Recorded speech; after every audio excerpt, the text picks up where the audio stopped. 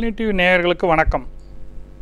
உங்களுக்கான வேலைவாய்ப்புகள் பகுதியில் உங்களை சந்திப்பதில் மிக்க மகிழ்ச்சி. இன்று நாம் பார்க்க போகும் வேலைவாய்ப்புகள் என்னவென்று பார்த்தால் மின்சாரத்துறையில் உள்ள வேலைவாய்ப்புகள். இந்த மின்சாரத்துறை அப்படின்னு சொன்னாலே மின்சாரம் இல்லாமல் இன்றைக்கி வாழவே முடியாது. நான் அந்த அளவுக்கு ஒரு சுச்சுவேஷனில் எல்லோரும் வந்துட்டோம். எங்கேயுமே பார்த்திங்கன்னா உங்களுக்கு எல்லா விஷயத்துலையுமே எலக்ட்ரிசிட்டி கரண்ட் தேவைப்படுது. ஒரு மணி நேரம் இல்லைன்னா கூட நம்மளால் தவிச்சு போயிடும். அதனால தான் பவர் கட் இருக்கும்போது கூட எல்லோரும் இன்வெர்ட்டர் போட்டுப்பாங்க. இந்த மாதிரி பல அரேஞ்ச்மெண்ட் பண்ணிக்கிட்டு எலக்ட்ரிசிட்டி இருந்தால் தான் அவங்களுக்கு சௌகரியப்படும். அப்போது அந்த மாதிரி ஒரு துறை வளரும்போது கண்டிப்பாக அந்த துறையில் நல்ல வேலைவாய்ப்புகளும் உண்டு. இந்த மின்சாரத்துறையில் பார்த்திங்கன்னா பல்வேறு விஷயங்கள் உண்டு. எலக்ட்ரிசிட்டி போர்டு அப்படின்னு சொல்லிட்டு தமிழ்நாடு எலக்ட்ரிசிட்டி போர்டு இருக்குது. இது மாதிரி எலக்ட்ரிக் பவர் ஸ்டேஷன்ஸ் நிறைய இருக்குது. இந்த மின்சாரம் பார்த்திங்கன்னா பல்வேறு விதத்தில் உற்பத்தி ஆகுது. எப்படிலாம் உற்பத்தி ஆகுது அப்படின்னு பார்த்திங்கன்னா, அதாவது உங்களுக்கு நீர் மின்சாரம் அப்படிம்பாங்க. நீர் மின்சாரம் பார்த்திங்கன்னா ஒரு அணைக்கட்டில் அந்த மாதிரி நீர்வீழ்ச்சிகள் இருக்கிற இடத்துல உற்பத்தி ஆகும். அதுக்கப்புறம் அனல் மின்சாரம் பார்த்திங்கன்னா நிலக்கரி, டீசல் இது போன்ற எரிபொருள்களை வச்சு, அப்புறம் பயோமாஸ் அப்படின்னு சொல்லப்படுகிற இயற்கை எரிபொருள் வச்சும் உருவாக்கப்படுறது. அதுக்கப்புறம் காற்று மூலமாக தயாரிக்கிற மின்சாரம் விண்ட் எனர்ஜி அப்படின்னு சொல்லுவாங்க.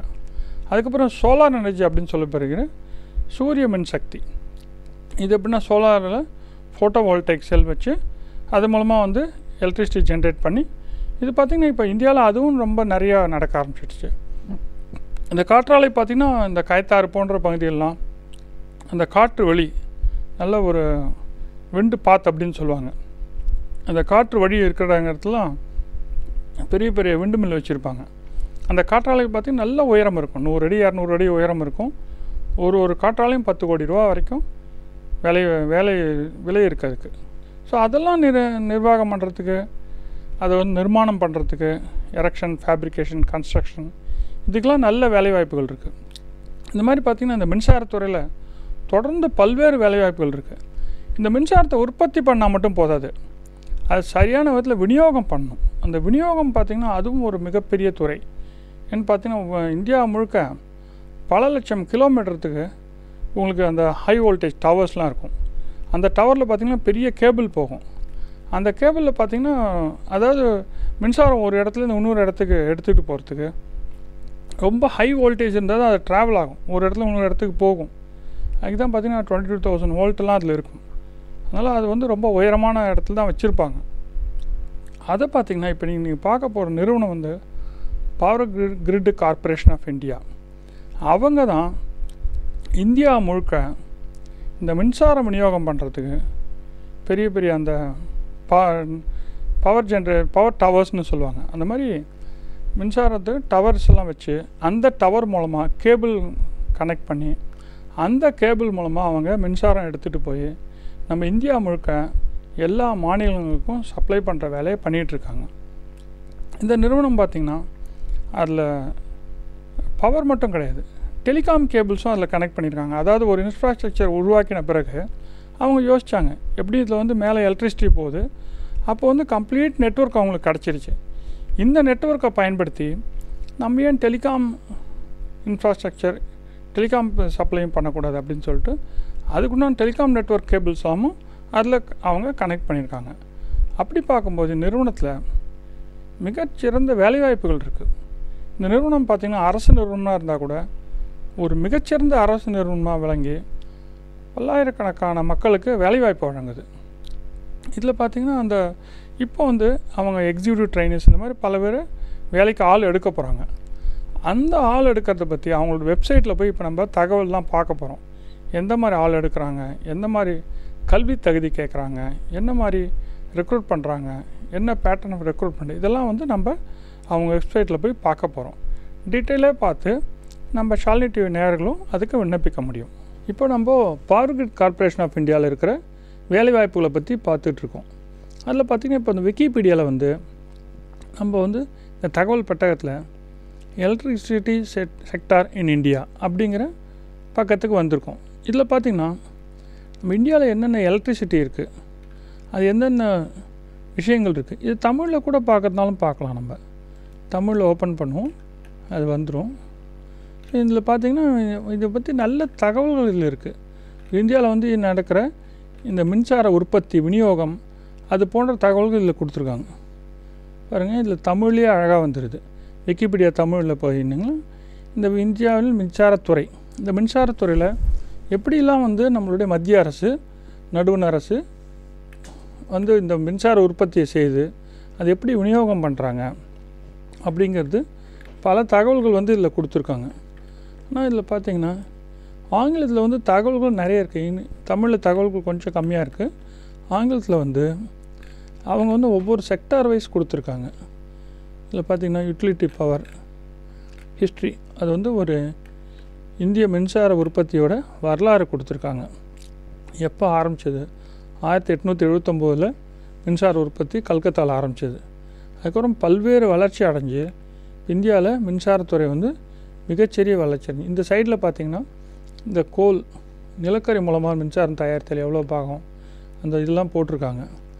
ஹைட்ரோ பவர் ஸ்டேஷன்ஸ், நீர்மின் சக்தி எவ்வளோ, ஸ்மால் ஹைட்ரோ சிறிய நீர்மின் சக்தியெல்லாம் எந்த அளவுக்கு இருக்குது, விண்டு பவர் காற்றாலைகள் எவ்வளோ மின்சக்தி வருது, அப்புறம் சோலார் பவர் சூரிய சக்தியில் எவ்வளோ வருது, பயோமாஸில் எவ்வளோ வருது, நம்ம நியூக்ளியர் எனர்ஜி அணுசக்தி பார்த்திங்கன்னா நம்ம எவ்வளோ பேசுகிறோமே தவிர 2,00,000 மெகாவாட் மின்சார உற்பத்தியில் வெறும் 6,780 மெகாவாட் மின்சாரம் தான் அணுசக்தியில் உற்பத்தி ஆகுது. ஏன்னா அணுசக்தி உற்பத்தியில் நிறைய பிரச்சனைகள் வரதுனால நம்ம இந்திய அரசாங்கமே பார்த்திங்கன்னா நிறைய குறைச்சிட்டாங்க இப்போ அவங்க. அதே மாதிரி கேஸு, அப்புறம் டீசல், இது மூலமாக மின்சார உற்பத்தியெல்லாம் பற்றியும் போட்டிருக்காங்க.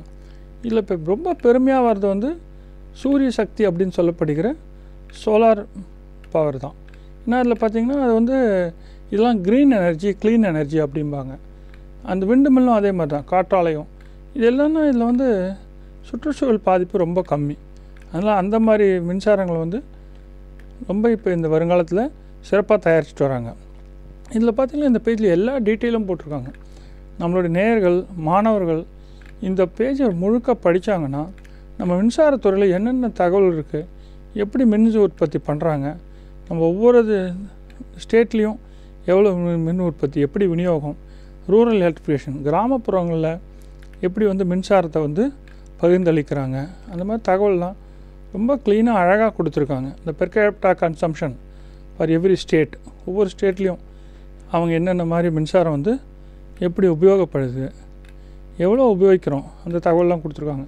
அதுமாதிரி எலக்ட்ரிசிட்டி ஜென்ரேஷன் வருஷத்துக்கு வருஷம் எவ்வளோ ஆகுது, அது இப்போ இந்த கோல் நிலக்கரி மூலமாக உற்பத்தி, ஆயில், கேஸ், நியூக்ளியர், ஹைட்ரோ எல்லாம் மூலமாக உற்பத்தியை பற்றி கம்ப்ளீட் தகவல்கள் போட்டிருக்காங்க அவங்க.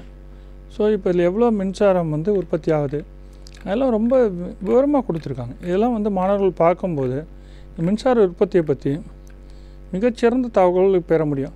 ஹைட்ரோ பவர், சோலார் பவர், அந்த மாதிரி ஒவ்வொன்றும் விண்டு பவர், ஒன்லி எல்லா தகவலும் கொடுத்துருக்காங்க. இதை வந்து விவரமாக போகலாம். இது தமிழ்லையும் கொடுத்துருக்காங்க. தமிழில் செய்திகள் கொஞ்சம் குறைவாக இருக்குது. அதுக்கப்புறம் இந்த நம்ம இன்றைக்கி பார்க்க வந்து பவர் கிரிட் கார்ப்பரேஷன் ஆஃப் இந்தியாவுக்கு வரும். இந்த பவர் கிரிட் கார்ப்பரேஷன் நம்ம ஏற்கனவே சொன்ன மாதிரி இது வந்து இந்தியா முழுக்க மின்சார விநியோகத்துக்கு பயன்படும் ஒரு கம்பெனி. இந்த கம்பெனியில் வந்து நிறைய வேலைவாய்ப்புகளும் இருக்குது. அதை பற்றி தகவல் தெரிஞ்சுக்க தான் இன்றைக்கி நம்ம வந்தோம். அப்படி பார்க்கும்போது இந்த பவர் கிரிட் கார்ப்பரேஷனை பற்றி பல தகவல்கள் நமக்கு கிடைக்கிது. இவங்க லட்சக்கணக்கான கிலோமீட்டர் வந்து இந்த மின்சார விநியோகம் அவங்க வயர்கள் மூலமாக, பெரிய வந்து மின்சார டவர்கள் மூலமாக விநியோகம் பண்ணிகிட்ருக்காங்க. அதுலேயே அவங்க வந்து டெலிகாம் டவரும் வச்சு டெலிகாம் டிஸ்ட்ரிபியூஷனும் பண்ணுறாங்க. பவர்டெல் அப்படிங்கிற கார்ப்பரேஷனில் பவர் கிரிட் அப்படிங்கிற நிறுவனம் வந்து அவங்க இந்த மின்சாரம் வந்து விநியோகம் பண்ணுது. பவர்டெல் அப்படிங்கிறது டெலிகாம் தகவல் தொடர் விநியோகத்தில் பண்ணிகிட்ருக்காங்க. இவங்க வந்து இன்டர்நேஷ்னல் கன்சல்டன்சி இல்லாமல் கொடுக்குறாங்க. அந்த மாதிரி எல்லாம் இவங்க பண்ணுற ஒவ்வொரு நடவடிக்கைகளுமே வேலைவாய்ப்புகளும் நிறைய உண்டு. ஸோ அந்த வேலைவாய்ப்புகளும் தொடர்ந்து விண்ணப்பிக்கலாம். அது மாதிரி வெளிநாடுகளில் ஸ்ரீலங்காவில் இவங்களுக்கு நிறுவனம் இருக்குது. அது போன்ற பல நாடுகளில் இவங்களுக்கு கிளைகளும் நிறுவனங்களும் இருக்குது. விசாகப்பட்டினத்தில் பார்த்தா back to back HVDC converter station, high voltage direct current அப்படின்னு சொல்லப்படுகிற கன்வெர்ட்டர் ஸ்டேஷன் விசாகப்பட்டினத்தில் இருக்குது, சந்திரப்பூரில் இருக்குது. அப்புறம் இந்தியா ஸ்ரீலங்காவில், ஸ்ரீலங்கா இலங்கையில் இருக்குது. இது மாதிரி பல்வேறு நாடுகள்லேயும் இவங்க மின்சார உற்பத்தி விநியோகத்துக்கு உதவி பண்ணிகிட்ருக்காங்க. ஸோ இவங்களுடைய ஹோம் பேஜ் அப்படின்னு சொல்லப்படுகிற பவர் கிரிட் கார்ப்பரேஷன் ஆஃப் இந்தியாவோட பேஜில் நம்ம போயிருக்கோம். இதில் பார்த்திங்கன்னா India the best company to work for அப்படிங்கிற சர்டிஃபிகேட் இவங்க எக்கனாமிக் டைம்ஸில் வாங்கியிருக்காங்க. அது மாதிரி சென்ட்ரல் டிரான்ஸ்மிஷன் அதை பற்றிலாம் டீட்டெயில்ஸ் இருக்குது. 3rd largest public sector enterprise in India அப்படிங்கிற பெருமையும் இவங்களுக்கு இருக்குது. இது போன்ற பல தகவல்கள் வந்து இவங்களை பற்றி இருக்குது. இவங்க இந்த மாதிரி தான் பவர் கிரிட் கார்ப்பரேஷனில் எப்படி பவர் டிஸ்ட்ரிபியூட் பண்ணுறாங்க அப்படிங்கிறதும் போட்டிருக்காங்க.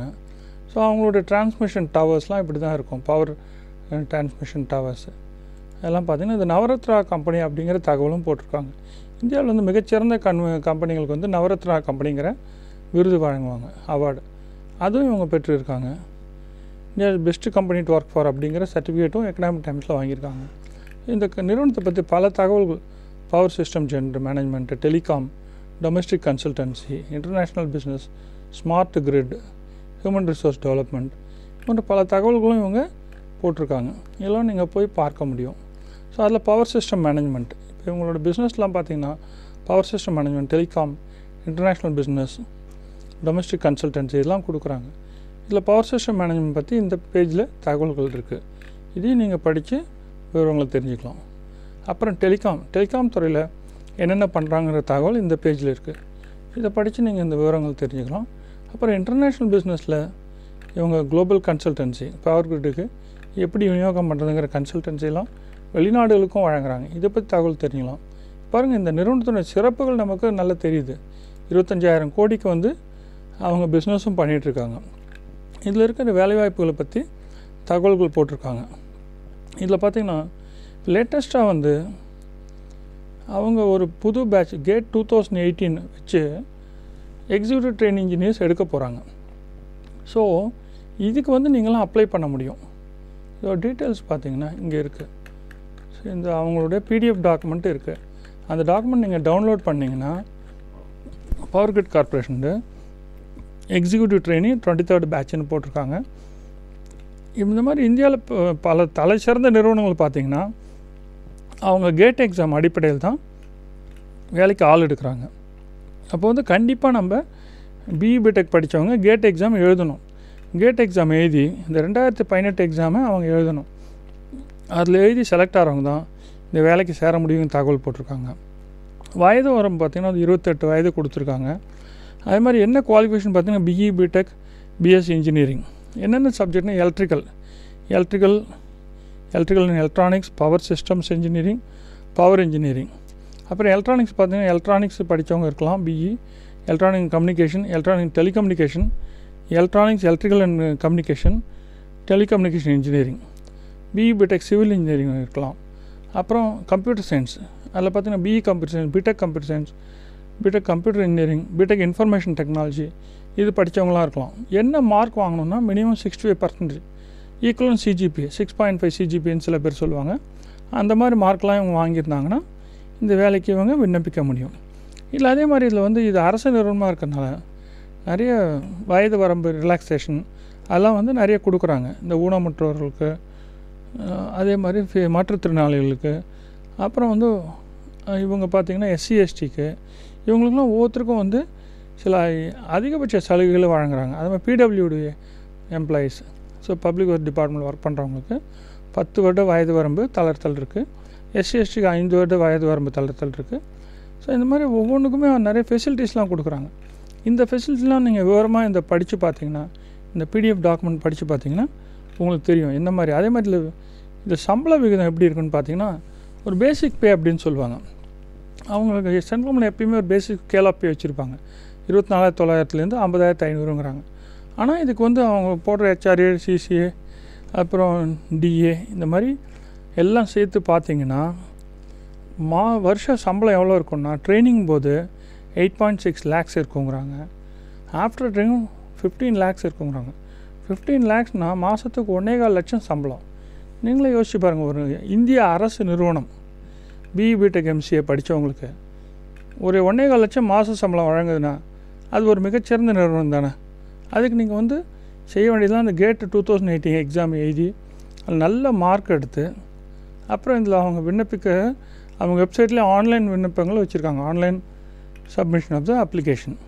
அதில் போய் நீங்கள் கிளிக் பண்ணி அந்த டீட்டெயில்ஸ்லாம் ஃபில்அப் பண்ணி அதில் விண்ணப்பத்தை நீங்கள் சப்மிட் பண்ணணும். சப்மிட் பண்ணிங்கன்னா அப்புறம் ரிட்டன் எக்ஸாம் இருக்கும். அதுக்கே அவங்க ஓன்லி எவ்வளோ மார்க் அப்படிங்கிற விகிதாச்சாரம்லாம் கூட கொடுத்துருக்காங்க. பார்த்திங்கன்னா ரிட்டன் எக்ஸாமுக்கு 85%, குரூப் டிஸ்கஷனுக்கு 3% மார்க்கு, பர்சனல் இன்டர்வியூக்கு 12% மார்க்கு, எல்லாம் சேர்த்து 100% மார்க்கு. ஸோ நீங்கள் கேட் 2018 கேட் எக்ஸாம் நல்லா எழுதி நல்ல மார்க் எடுத்து 85% அதிலே நீங்கள் எடுத்துடலாம். அப்புறம் இன்டர்வியூ குரூப் டிஸ்கஷன்லாம் நீங்கள் பர்ஃபார்ம் பண்ணுறத வச்சு 100% டிசைட் ஆகும். ஸோ அப்படி நீங்கள் நல்லபடியாக செய்யும்போது கண்டிப்பாக ஒரு சிறந்த அரசு நிறுவனத்தில், மத்திய அரசு நிறுவனத்தில் வேலை கிடைக்க உங்களுக்கு ஒரு நல்ல வாய்ப்பு இருக்குது. அதனால் ஷாலினி நேயர்கள், இந்த பிஇ பிடெக் படித்தவர்கள், அவங்க சொன்ன மாதிரி எலக்ட்ரிக்கல், எலக்ட்ரானிக்ஸு, சிவில் இந்த மாதிரி படிப்பு படித்த கம்ப்யூட்டர் சயின்ஸ் படித்தவங்களாம் இதில் விண்ணப்பித்து அவங்க சிறந்த வேலைவாய்ப்பை இந்த power grid corporation of India நிறுவனத்தில் பெற முடியும். இப்போ நம்ம அந்த பவர் கிரிட் கார்ப்பரேஷன் ஆஃப் இந்தியாவோட வெப்சைட்டில் போட்டு அந்த நிறுவனத்தோட தகவல் முழுக்க பார்த்தோம். அவங்க என்னென்ன பணிகள் பண்ணுறாங்க, எப்படி நாட்டுக்கு சிறந்த பணியாற்றி தன்னை அர்ப்பணித்து கொண்டு அந்த நிறுவனம் நம்ம இந்தியா முழுக்க மின்சார விநியோகத்துக்கு எவ்வளோ பாடுபடுறாங்க அப்படிங்கிற செய்திகள்லாம் பார்த்தோம். அதே மாதிரி அதில் இருக்கிற வேலைவாய்ப்பு விவரங்களையும் பார்த்தோம். அந்த வேலைவாய்ப்புகளுக்கு நம்ம ஷாலினி டிவி நேயர்கள் விண்ணப்பித்து அந்த வேலைகளை பெறுவதற்கு எங்களுடைய வாழ்த்துக்கள். மேலும் இது போன்ற சிறந்த நிறுவனங்கள், சிறந்த வேலைவாய்ப்புகள் இந்தியாவிலும் உலகெங்கிலும் கொட்டி கிடக்கும் வேலைவாய்ப்புகளை நாங்கள் தொகுத்து அடுத்த பகுதியில் வழங்குவோம். நன்றி, வணக்கம்.